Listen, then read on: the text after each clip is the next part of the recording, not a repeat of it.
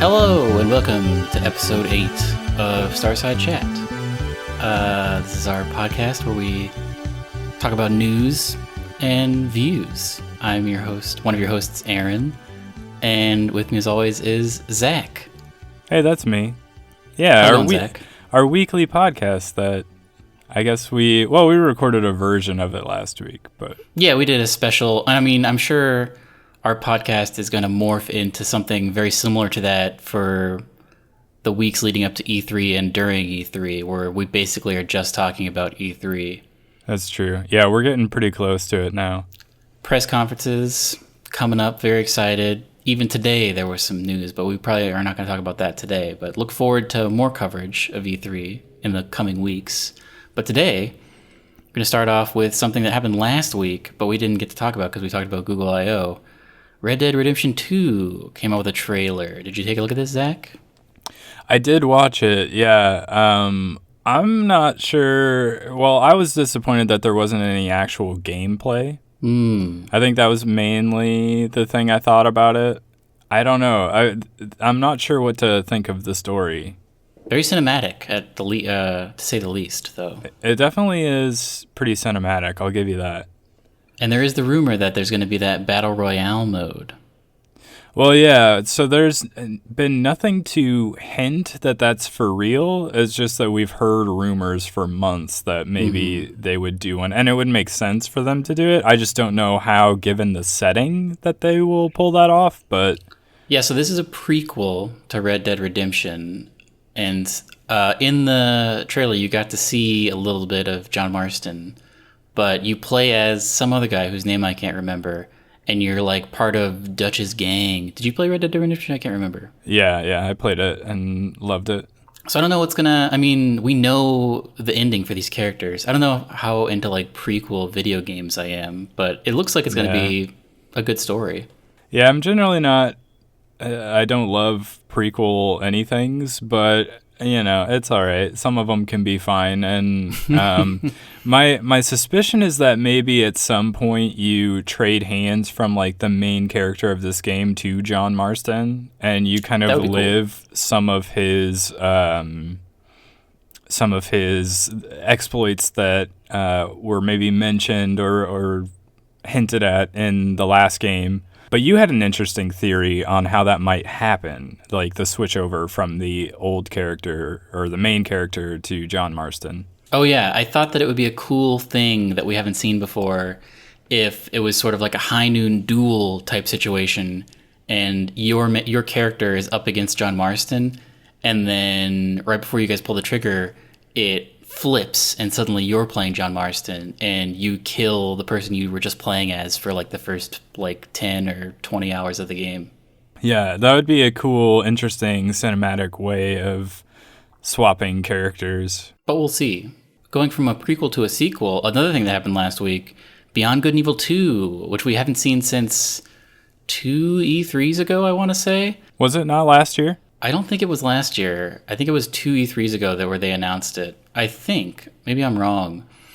I can't remember. I never played Beyond Good and Evil, but this Beyond Good and Evil 2 is shaping up to be a very different game. It's like open world to the max, like open universe, basically, where you have ships and you can go between planets a little bit. And they showed some more like very, very alpha like combat and like ship mechanic gameplay. Did you take a look at this gameplay? I mean, I remember the E3 gameplay, and the graphics looked really pretty in that that gameplay that they showed off then.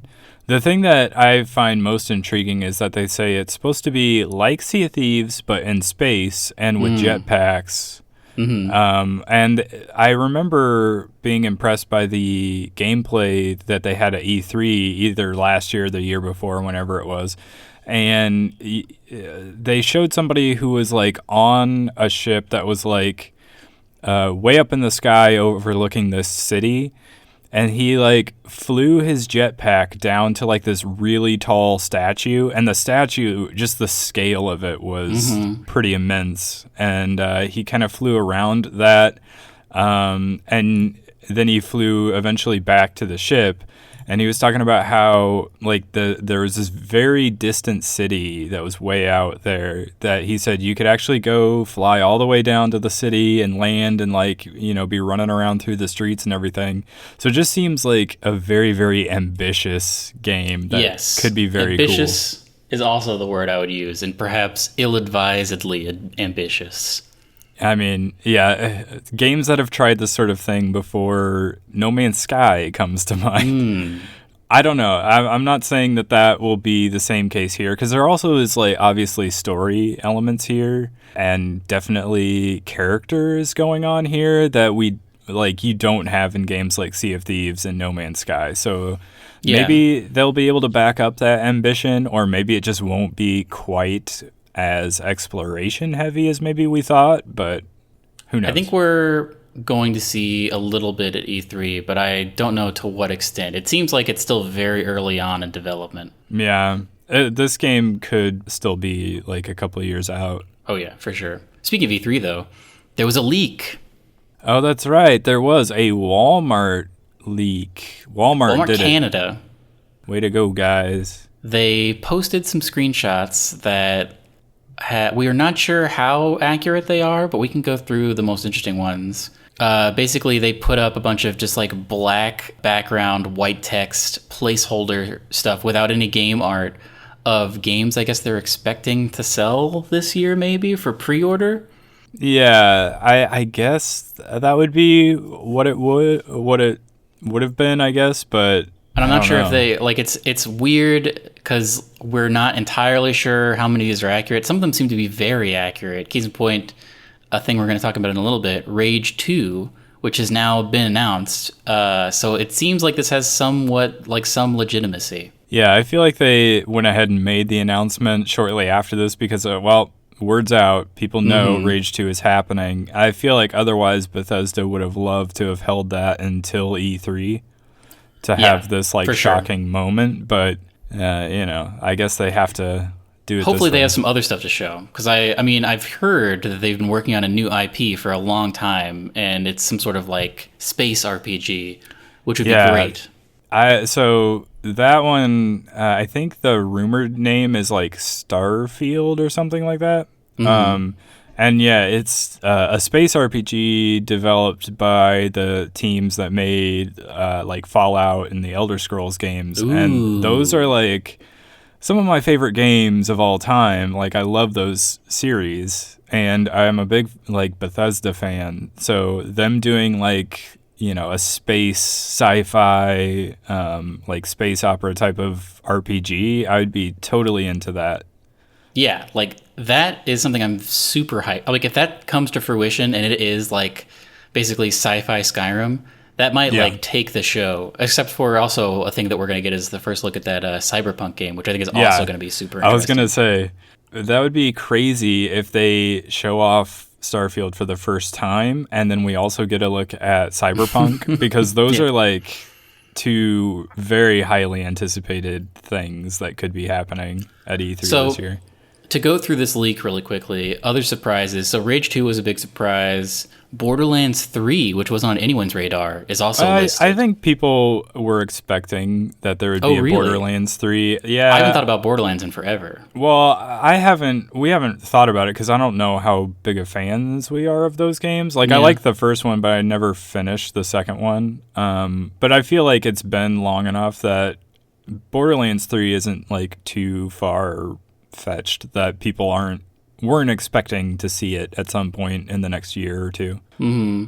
Other things, Assassin's Creed, I guess, was something I was surprised by because I don't know if it's going to be like entirely new. I thought they were taking a break on Assassin's Creed games and like letting them develop out more. So the Walmart leak only has Assassin's Creed written on like, white text on a black background. So it doesn't say whether it's like some sort of DLC or... for what? Oh, the Pyramid one? Yeah, for the one that came out last year. I guess I could see that. Or if it's some sort of just completely new Assassin's Creed game.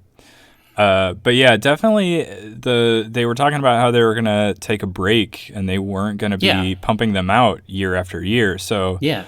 Yeah, that one's a little bit surprising, but that's why I think maybe, if anything, maybe it's just some sort of expansion for the one that is already out.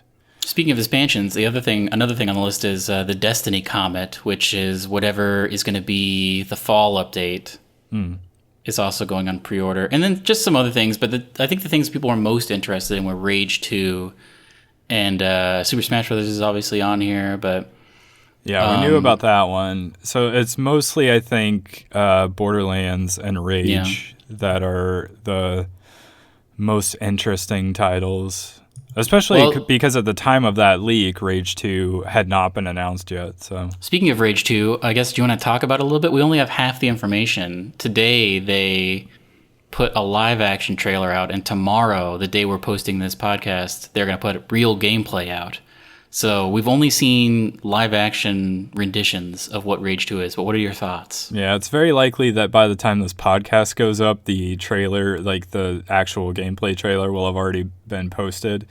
Maybe we'll have to do like another thoughts video on that later. But now, did you play Rage 1? I did not. So the trailer, to me, it was weird. Like I didn't know what Andrew WK was up to. Apparently, he's making songs for game trailers now. It looked kind of like a mixture of like Mad Max and Suicide Squad. Yeah, it was very colorful. It definitely had a Mad Max vibe, which I guess Rage originally had that as well. It did. There's a lot of car mechanics, and this is actually being developed by Avalanche, and they made Mad Max as well as Just Cause, two games which have a lot of vehicles in them. So I played the first hour of that Mad Max game today, actually. Oh. Just because we were talking about doing maybe a video on that game since it was one of the free games for PS Plus last month. And yeah, just within that first hour, there's a decent amount of car combat, and like one of the main sort of driving forces of the game is trying to upgrade your car. So I have the feeling that could play a big role in Rage 2 as well. Yeah, I don't know. So I played Rage, and it was fun. It ran so smoothly, that id Tech. And it was famously the last game that Carmack worked on when he was at id before he left for Oculus. And I liked it. Like, the combat was very visceral and it was very violent. But every time you tried to had to hop into a car, I just instantly lost interest because it was just very, I don't know. I found the car stuff to be very not fun, and especially like car combat. I have never enjoyed, even Mario Kart combat. It's just too much of a pain that you can't like. I don't like not being able to strafe when I'm in a combat. Yeah, I mean, it didn't bother me in something like Mario Kart, which I guess has like it's built around a race, and the car combat in a lot of other games is pretty free-form combat. But yeah, I generally agree. I'm not super huge on like car combat. Like, obviously you have to do it in games like GTA, and the car combat from Mad Max that I was playing reminded me a little bit of Sleeping Dogs car combat, where like your car actually has this weird like sort of bash move that it can do, where it like you can make your car sort of dash to the side, which is like physically impossible, but it's a game, so whatever. But yeah, it wasn't great, I guess. It's not something that I would love a game to be built around. You know what I mean? Like, I guess it's fine if it's something like GTA, where the main hook of the game does not revolve around the car combat, and it's just sort of a thing that happens every once in a while. Yeah. But yeah, if the main thing is car combat, that'll be pretty disappointing. I don't think it will be the main thing, because like in the live action trailer, there was a brief scene in a car, but most of it was on foot. So it remains to be seen. In that case, I guess it could be a little bit like Far Cry, where like I essentially spent 0 time in cars during Far Cry 5. So as long as you can shoot a gun with your feet on the ground, I'm good with that. A game which you can also do that in is PUBG. And they had their first fully public beta for the new map Sanhok, I think is how you pronounce it, or Sanhok. I'm not really even sure. It's an amalgamation of two different words: a Vietnamese word I think that means fun, and a Tagalog word that means chicken, or the reverse of that. But I played a little bit of it, and it was very fun. When was that available? Is it still running? I don't think it is. I think it was from Thursday to Sunday. I missed it. I wanted to play that. It was good. I won 2 matches in squads, and it's very, like, you're right in on the action because it's half the size of the regular maps. So, like, pretty much anywhere you land, it's going to be instant action, and matches take a lot less time. And it's interesting because when you're doing your flight path over the island, you can pretty much get to almost anywhere because you have a lot less time to travel. But a thing that we started doing that what I really liked, there's a part of the map where there's a huge underground cave. Like, you always see those videos of people parachuting into a giant open mouth cave with a lake in it. There's a thing like that where if you position yourself just right, you can parachute from the plane into this underground cave area.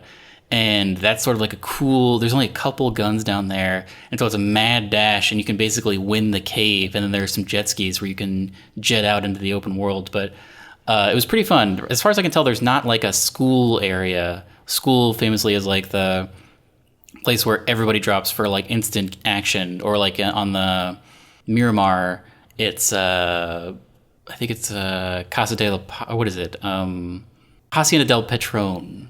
Hacienda, not Casa.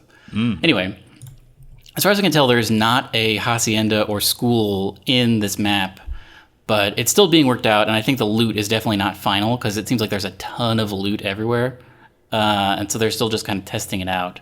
And I played it on the experimental server, so there was other like small changes to the gameplay that were kind of interesting, but definitely cool. You should check it out sometime. It's pretty fun.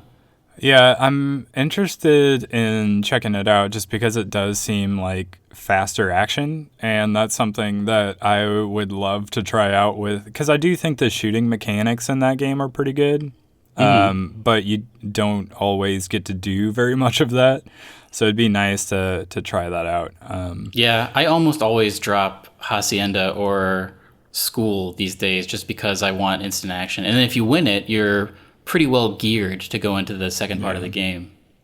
Well, speaking of free weekends, Overwatch is going to have a free weekend, not this weekend, but next weekend, May 25th through the 27th. Oh. And it is, I want to say, leading into, or it's shortly after the start of their next event, which is their anniversary event.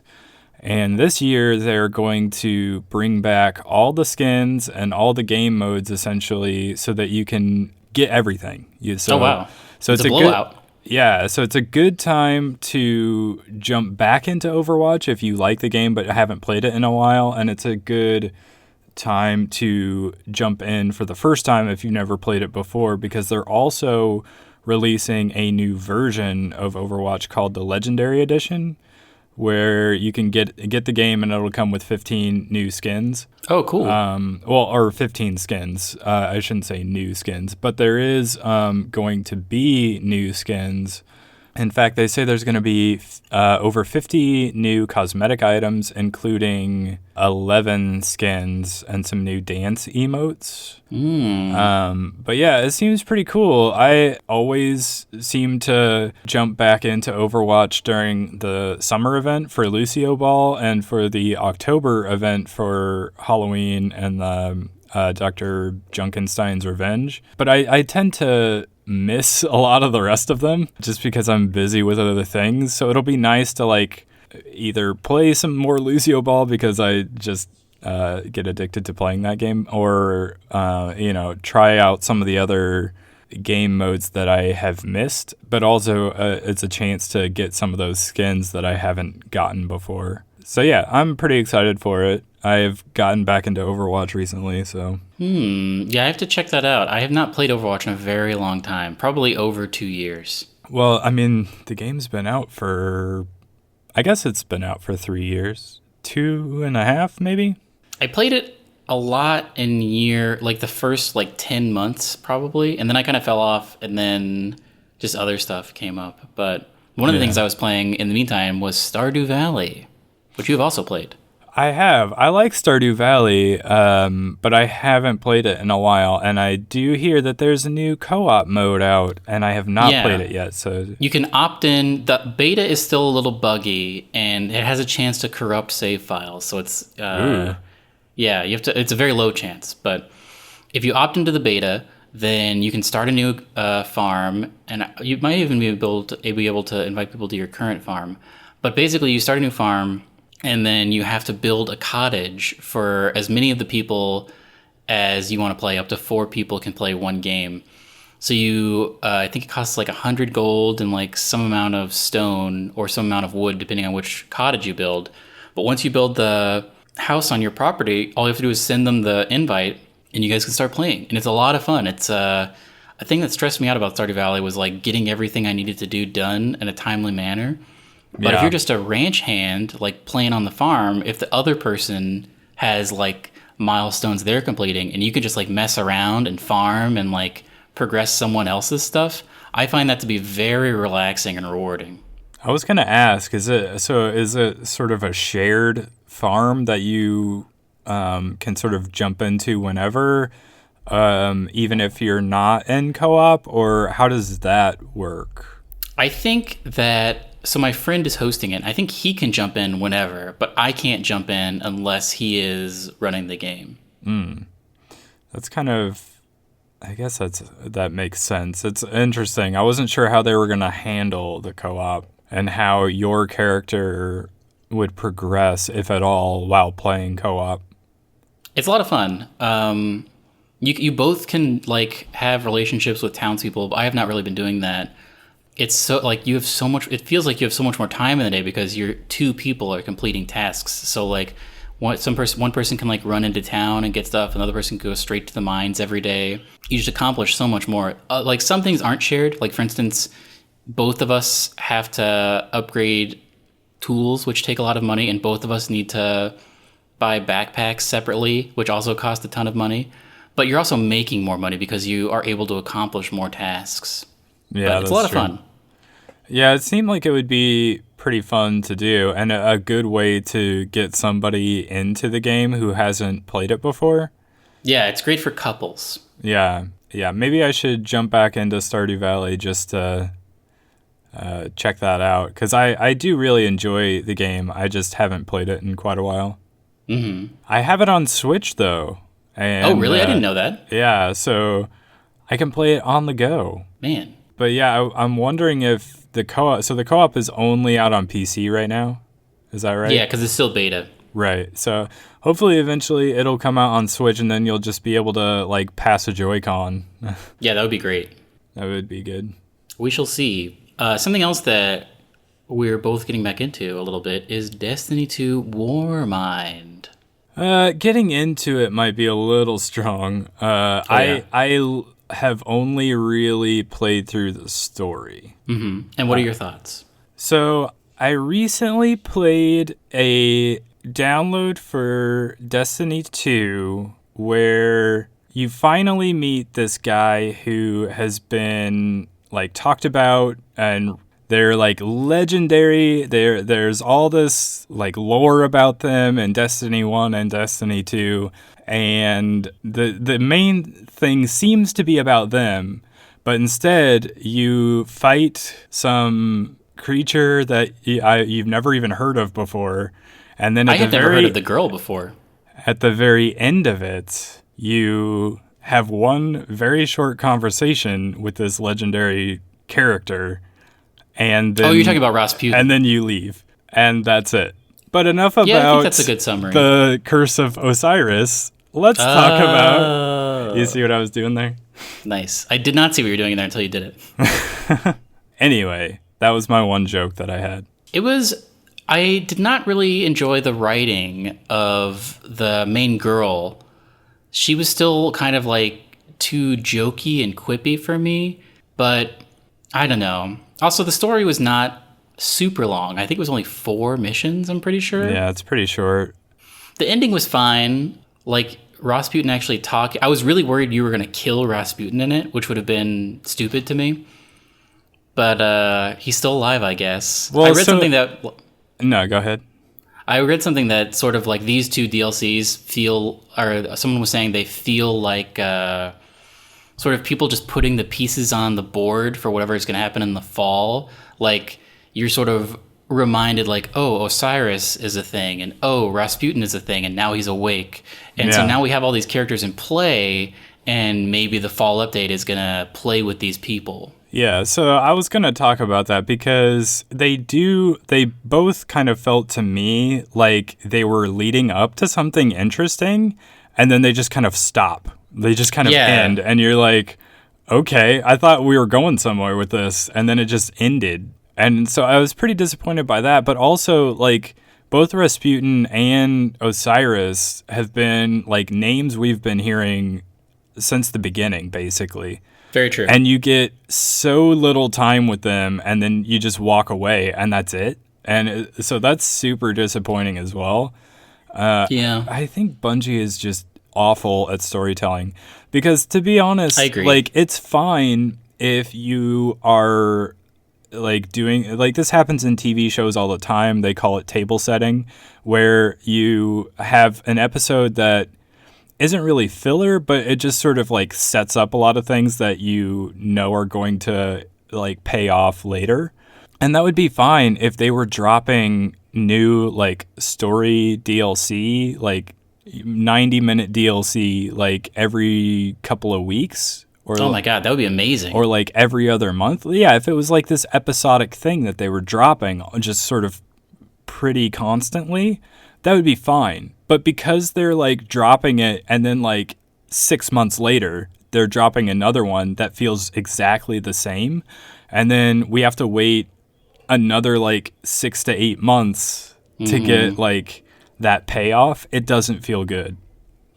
Yeah, it's just... It does feel like they sort of are looking back, and the people writing the story are just given free reign, and someone is just like, here's all the proper nouns in the Destiny universe, do what you will with them. And some guy or girl is just picking up like, oh, Rasputin, I'll write a story about him. And it doesn't really add anything, and it doesn't really take into account the history, and it's just sort of like, here he is, and now it's done. You know, it feels like wasted potential. They don't do anything interesting with him. Like I think people who actually are into like the story and the lore of Destiny, like, will be really disappointed because they're gonna want so much more out of it. Because they like this is their moment to like interact with that character, and they get so little out of it. It's true. Like, in the first one, people got really, like, some people got really into the lore that was in those cards, not in the game. And Bungie heard them being like, we want the lore in the game. And they did, like, minimal effort, just like, here's this character in the game. Be happy with this, basically.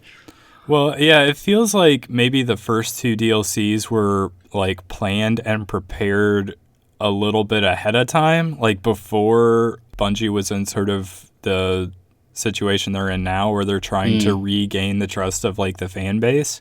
And instead of doing the thing that the Division did, where like the end game was broken in that game and people wanted more out of that, they like put everything on hold to address like the end game and try to fix it.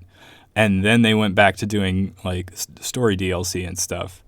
Instead, what Bungie is doing is they're just like, just keep on, moving. Just keep advancing with the plan that they have, and maybe eventually they'll fix the things that don't work about it. So we've talked about this off mic, but something that is interesting to me and has given me a little hope is Bungie hosted a big like community feedback forum where they brought in a bunch of prominent people from the Destiny community, like streamers and people who make YouTube videos, like that guy Dado was there.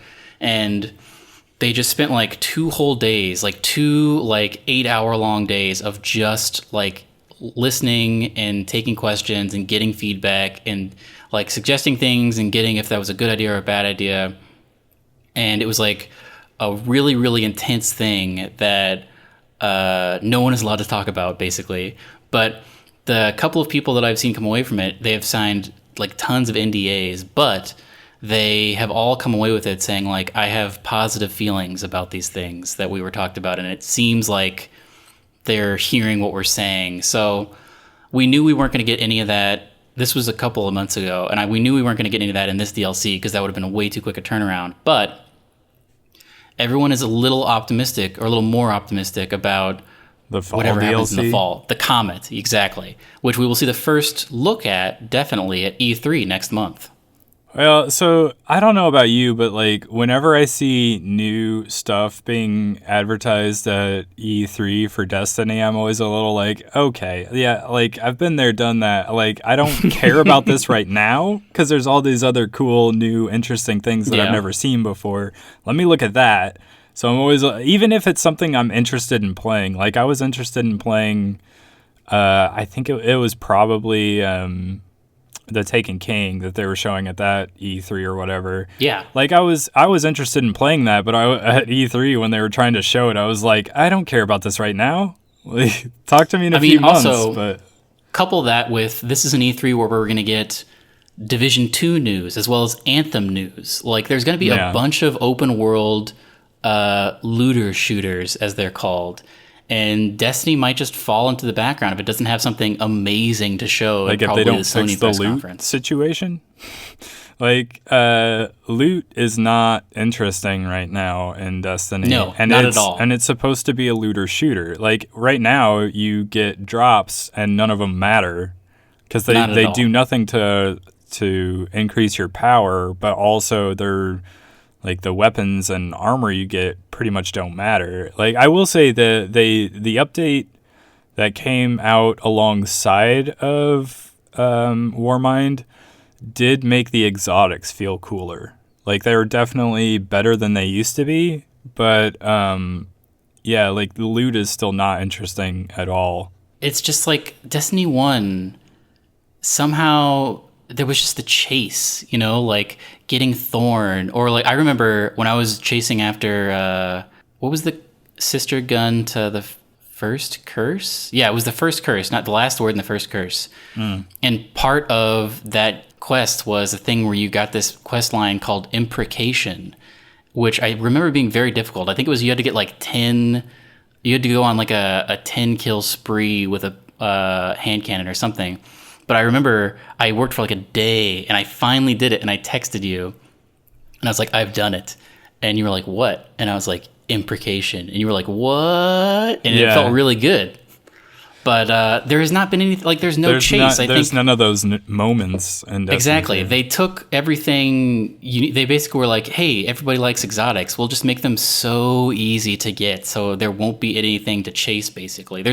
You're right, there's no interesting loot. Yeah, so when they did the Taken King, they introduced all these like exotic quest lines that you would run all these quests in order to get guns. So because they wanted to make it so that you're like, oh, well, I got this thing out of an engram, or it was a random drop, and that's not an interesting story to tell. Like you don't exactly. And so they had this whole emphasis on like you having an interesting story to tell as to how you earned something, like some cool piece of loot in the game, and all of that is missing in Destiny 2 right now. And they tried, I guess, to add something like that to this Warmind DLC, but the one exotic quest line that at least that I'm aware of is for a gun that we already had pretty much the same exotic quest line in Destiny 1. So it's not interesting.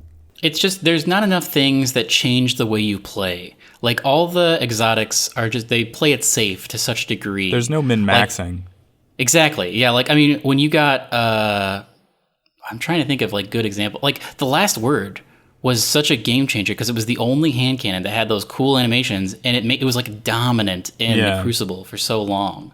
Yeah, those the pretty much any, I think the Foundry is Tex Mechanica, like any of those guns, like the shotgun that they introduced in Yeah. Taken King that I remember working hard to earn and being so impressed with once I got it. I just loved Yeah. using those guns because there was a unique feel to them, like the animations when you equipped them, when you reloaded them, like everything about them was cool. And there's not a lot of that in Destiny 2. They did. Armor as well. Like I remember when they introduced the Celestial Nighthawk, that was like a game changer. I was like, man, this is like the best. Like it changed the way you played a Yeah, gunslinger. it had an which is effect on it for sure. that's in Destiny 2, but that's just like something from the old game. Like there's no innovation. Well, yeah, and part of why that stuff doesn't feel good is because, like, we dropped the money to get like all the DLCs, like when we got the base game itself. But for everyone else, like you have to drop $20 to get these DLCs. Yeah, that's and true. if you drop that money to get this DLC and you're done with it after 4 missions, and like the exotic that they are essentially selling back to you is one that you had in Destiny 1, like that doesn't feel good at all. Because it feels like they're charging you for something that you already had. It's true. And another nitpick I had, which I noticed, this is another similarity between the two DLCs. Like during the story, the first like demo they revealed for Destiny 2, when like Zavala was like the tower's being attacked and like Zavala is with you and he like puts up the bubble and you hide in it.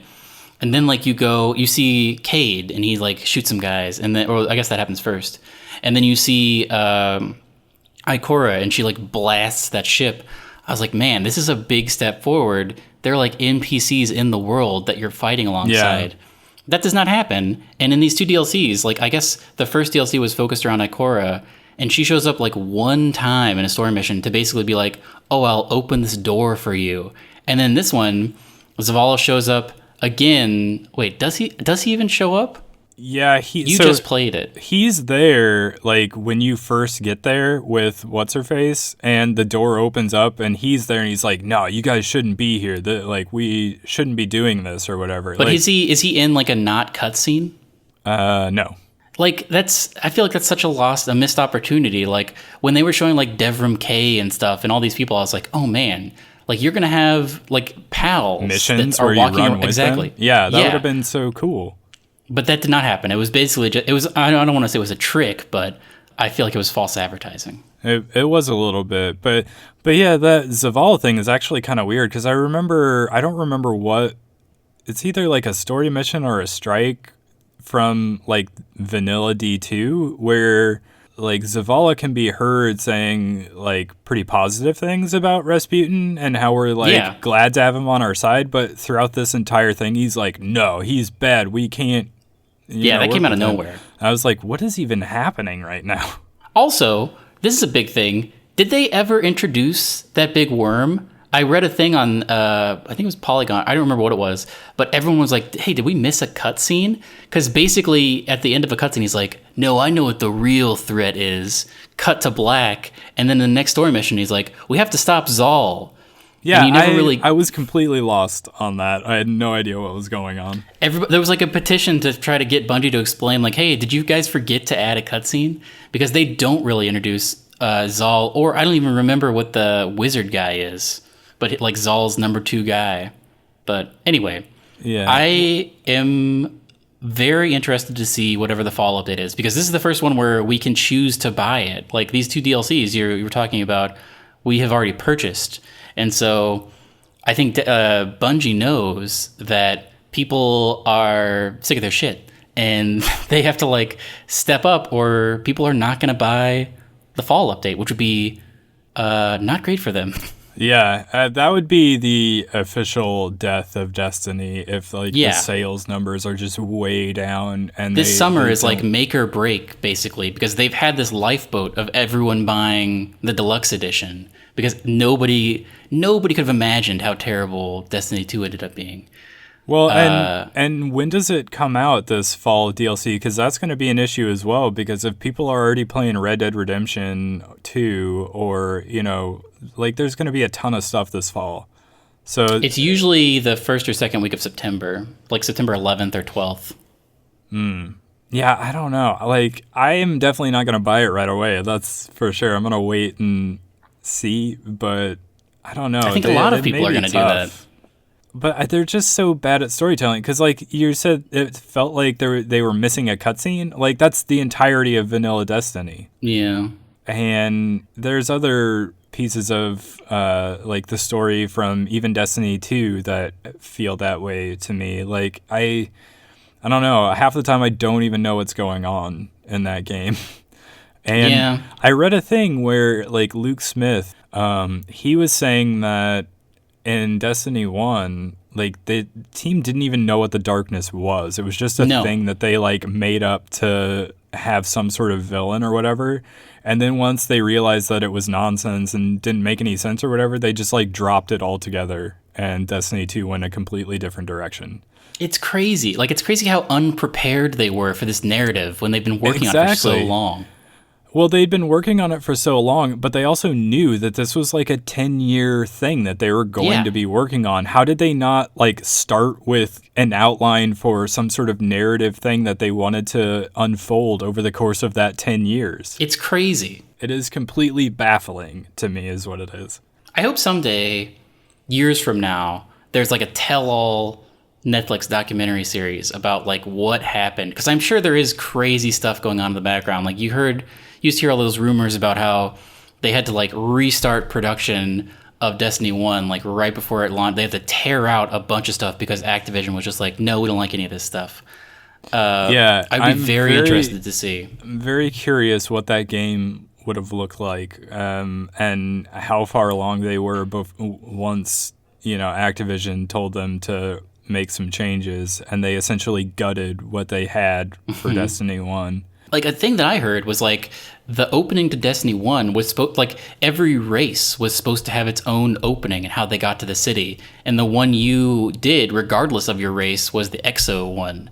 And, like, there was a whole thing where if you were human, you had a whole different storyline how you got. And, like, there was, like, there's a bunch of more complexity, which is what people wanted. But it just they just stripped it all down for some reason. Because it kind of doesn't make sense, like, why... the blue race or whatever, why those guys, the Awoken, why the Awoken would necessarily even be on Earth there, and also, like, when you go back to the Awoken in Destiny 1, they don't like you for some reason, and it's like, what's, like, you're the same race, like, what's going on? That's another thing that bothers me about the way they do their storytelling, is that your race, your gender, like, none of that matters. Like, there's not actual conversations. There's just, like, canned cutscenes that you have no effect on whatsoever. Your character doesn't say anything. Your ghost does all the talking for you. There's never any decisions to be made. It doesn't change depending on, any factors whatsoever. So it doesn't really even feel like you have an effect on the world around you. Even though you have the biggest effect, and people are still just like, you're just a guardian. Like, you've literally killed, like, 4 gods at this point. Yeah, it's so silly to me. But another thing, like, back to kind of the way the classes and the armor don't feel good, and there's, like, no min-maxing. It's kind of the same way there, where, like, you don't really talk about builds in Destiny. No. And it's supposed to be an RPG, and in all RPGs, people are, like, making build guides. Like, check out this build I made where you take these perks or whatever, and you use this type of armor, and you use this weapon, and and this is, like, the play style for that, and how it's different or how it's good. Like, there's none of that with this game, and it's so disappointing, because they could definitely do that and it would be way more interesting than it is. Yeah, they turned the dial, for the, like, complexity dial, way down for this one. I think to appeal to a bigger audience, but for people who, like, did this as a hobby and would play every week with friends, it's turned something that was somewhat complex into something that's basically, like, I mean, there was so much complexity with your skill trees in the first one, and now, like, you basically have 2 choices, which is kind of a bummer. But I'm not sure there was that much complexity to begin with, but there was definitely more than there is now. For sure. But should we get to what we've been watching, playing? Because we have a lot this week. We have. So, yeah, Destiny 2 is not the only thing we've been doing recently. Tell us about Arrested Development. Yes. So they released this new version of Season 4 on like a Friday. And then on the Monday afterward, they were like, and also Season 5's coming out at the end of May. But Season 4 was very divisive because it was... because of scheduling conflicts, they couldn't have everyone all the time. So the way they solved this was basically one episode would be about one person in the story, and then like there were a bunch of things happening, and there was a bunch of crossover. But you would basically follow one person, and you would see random stuff in the background, and then when the next person's story came up, you would see like their perspective, basically. And it was interesting. A lot of people didn't like it. I didn't mind it. I thought it was a little... Yeah, I didn't I found mind it to be a little either. more depressing.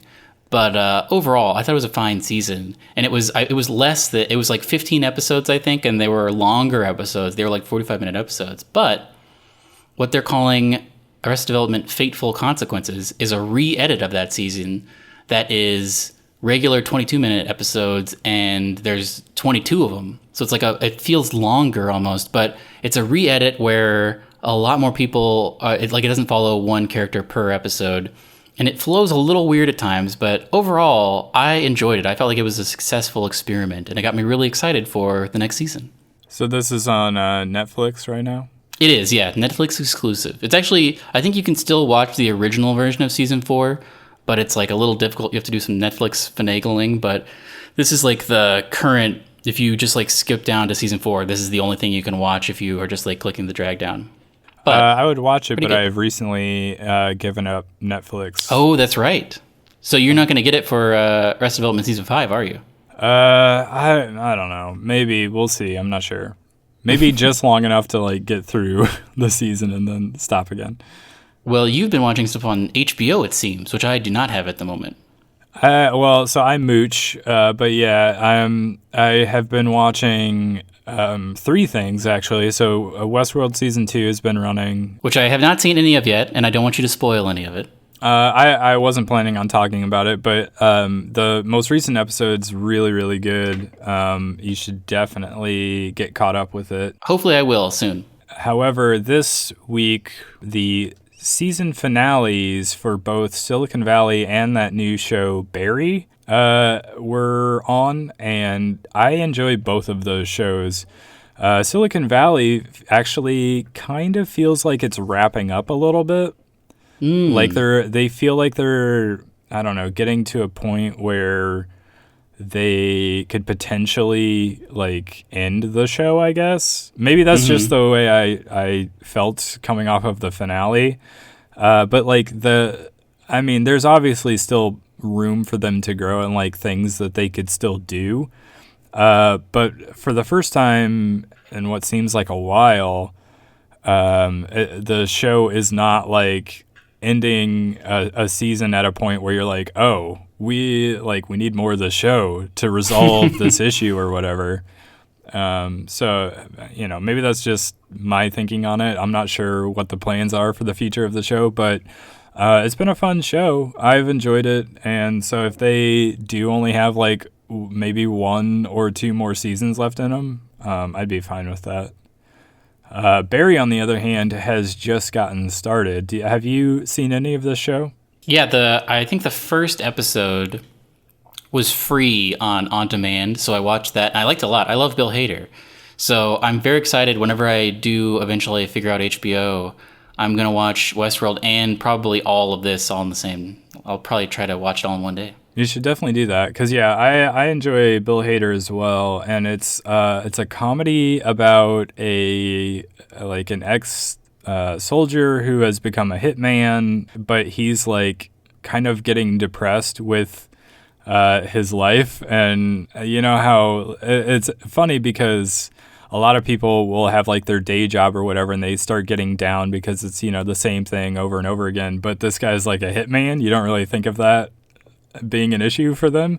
But yeah, he's kind of in that place, and he like sort of happens upon an acting class and somehow ends up getting involved in that, and that feels like the spark to sort of get him out of his funk. So, but as he gets involved in that, he, of course, endangers all the people around him because he is in sort of a tough line of work where there are like, mob bosses and all sorts of bad villain types of people to worry about. So, yeah, it gets pretty suspenseful at times, and it has a few twists and turns. So, I think you're going to enjoy the show. I think this is right up your alley.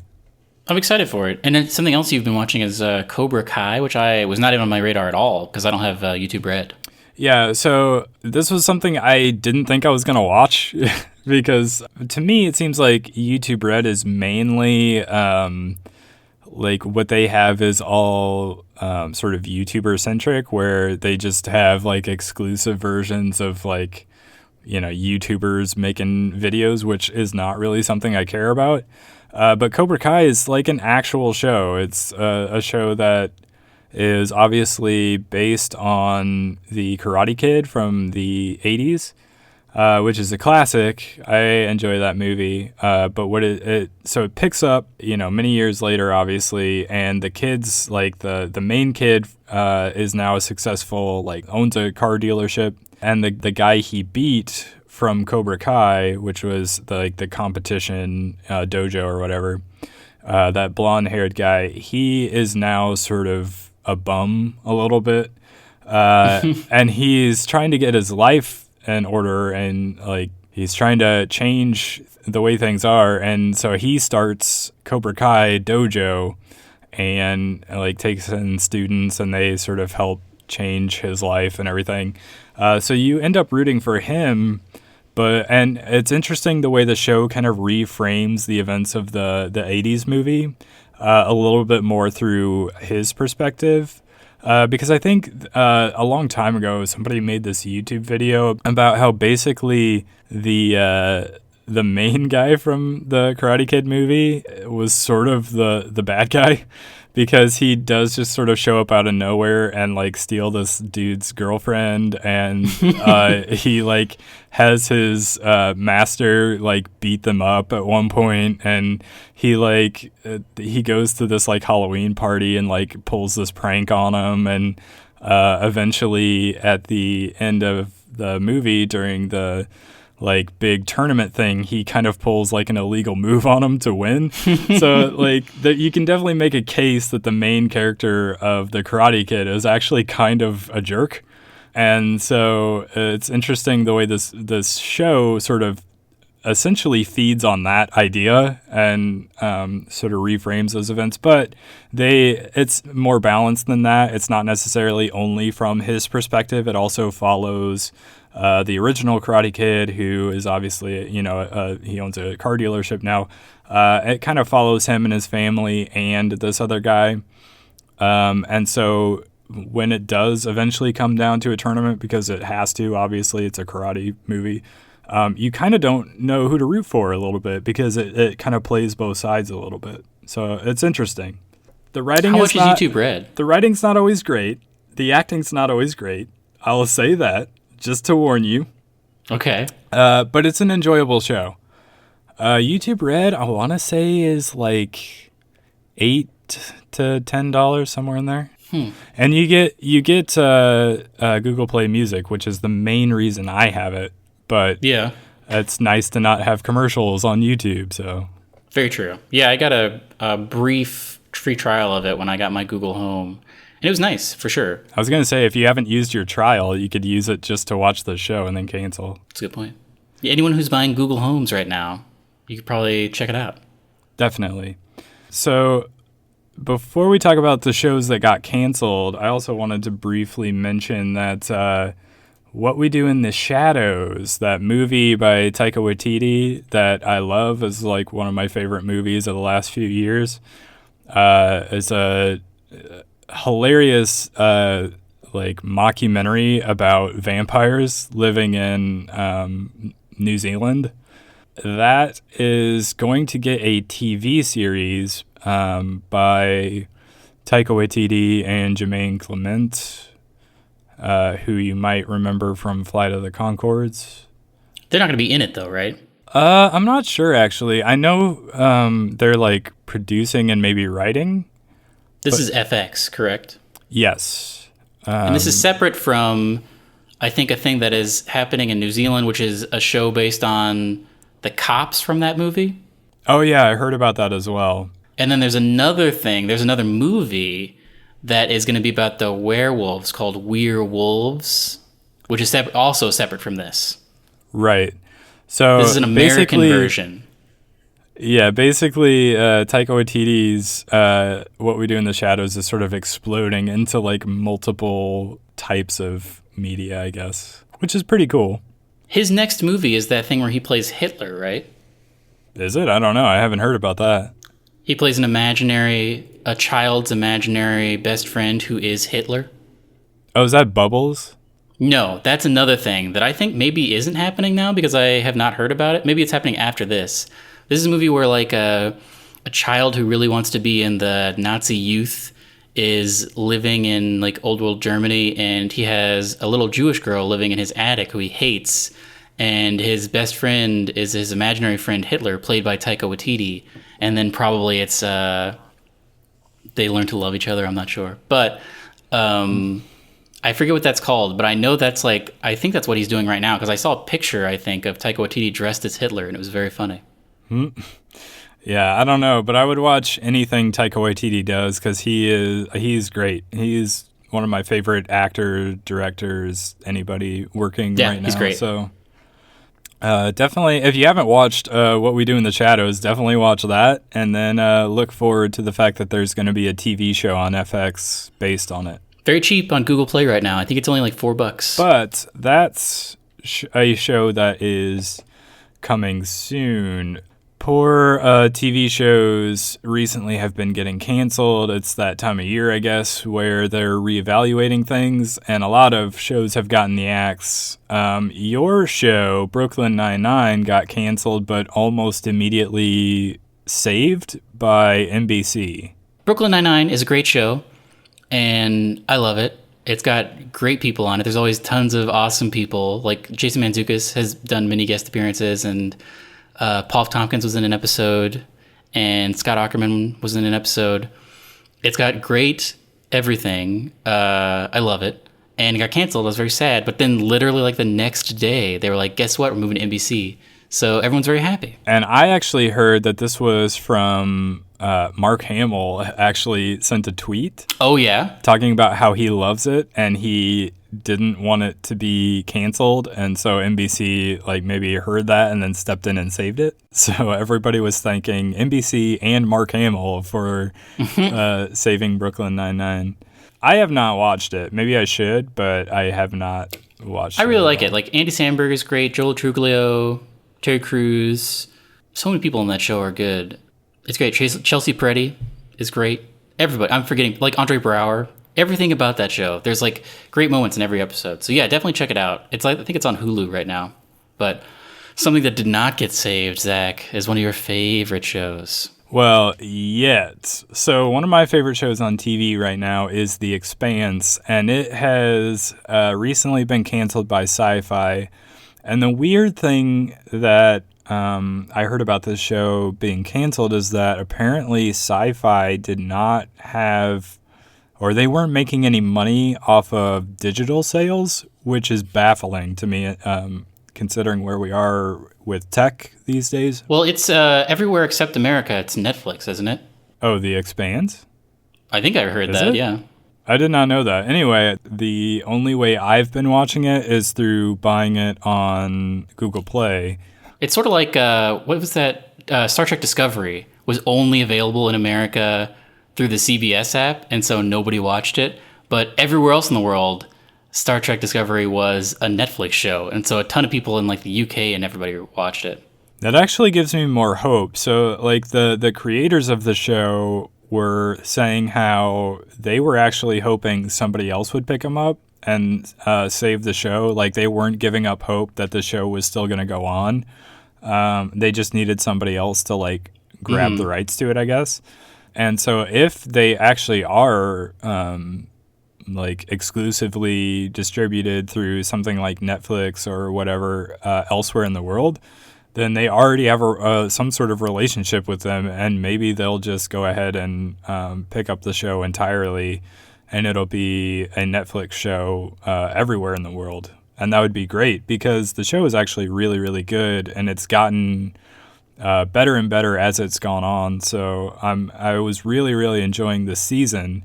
And so it sort of came completely out of left field to me when I read the news that Sci-Fi was canceling it, because I was like, not only is this season really good, but like critics have been praising it, and every article that I've seen pop up about the show has been talking about how it's probably the best show on TV right now. And yet I've only heard good things. Yeah, and so I guess Sci-Fi just had the short end of the stick as far as like the rights to the show, because they were living and dying based solely on whether people were watching it on the network, on TV, and that's not how most people consume TV anymore. So that's a good point. Everybody's cord cutting. Hopefully, now I know I don't have the reach that Mark Hamill has, but I did tweet at like Netflix and Amazon and even YouTube Red saying if they want more subscribers, pick up this show because it's great and it has so much life left in it. Well, hopefully next week on the podcast we can update this story with whoever bought it. Hopefully. I am keeping my fingers crossed. But that wraps it up for this week. Another great episode. Follow us on Twitter and Instagram. Yeah, and if you have anything you want us to talk about, or you want to ask us any questions, send us an email at starsidecafe@gmail.com. We will answer any question that you email us. Any at all. Any and all. If we get enough, we'll do like a mailbag segment. I would love that. One special announcement before we go. Oh, is this an announcement for me as well? It could be. So Ryan, who made our intro and outro music, has a new album out on Google Play and on Bandcamp. It's called, he started he sort of does synthwave stuff and sort of like relaxing music. What's the word that I'm looking for? Ambient? Ambient. That's exactly the word I was looking for. So it's sort of like electronic ambient music, but under the name Neon Shores. And he just... That's a good name. Just put out an album called Analog Frontier. Ooh, that's a good name too. So check it out. It's on Bandcamp, or you can listen to it on Google Play as well. Excellent. I definitely will do that, and everyone else should. Yes, it's great to like read to or just to have on in the background. So Check it out. All right. Well, we'll see you next time. See you next time. Goodbye. Goodbye.